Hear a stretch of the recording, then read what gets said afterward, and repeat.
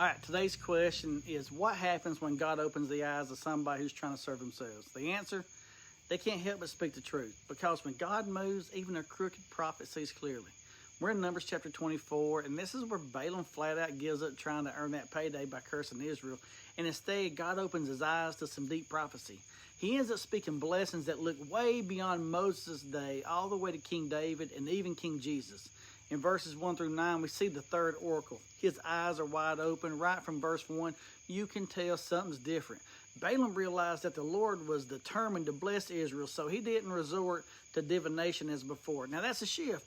He ain't doing his usual magic tricks or rituals. This time, God just takes over. The Spirit of God came upon him, and he delivered this message. It says, then Balaam says, the oracle of one whose eyes see clearly, who hears the words of God, who sees a vision from the Almighty.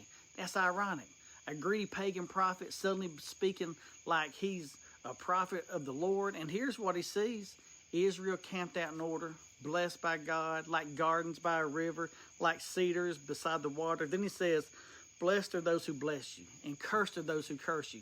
And that's straight from Genesis chapter 12, when God told Abraham, I'll bless those who bless you and curse those who curse you.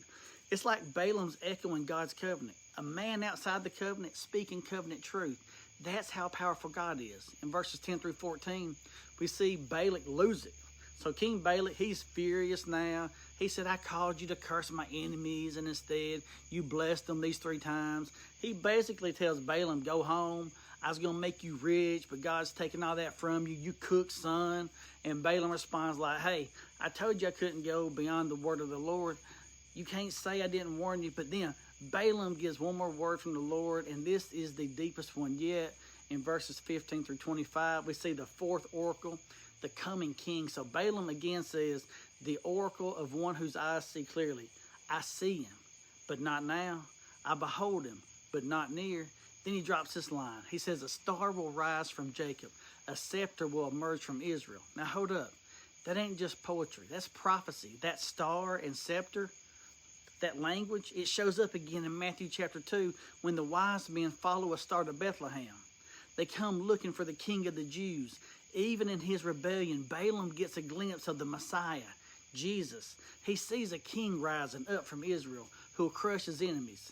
That prophecy got 2 levels. You got the short term, King David would conquer Edom and Moab. And then the long term, Jesus, the true king, will conquer all his enemies, including sin, Satan, and death. And here's the kicker.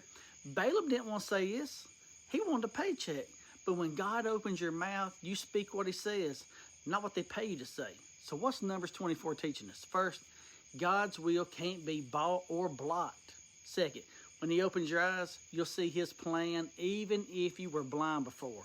Third, God used a greedy pagan prophet to point to the Messiah because nobody can stop the promise of Jesus. And most of all, if God says it's going to happen, it will happen. Period. So don't go running to Balaam's. Don't go looking for prophets for profit. Look to the one who holds the scepter and follow the star, and keep reading your Bible so you won't be dumb.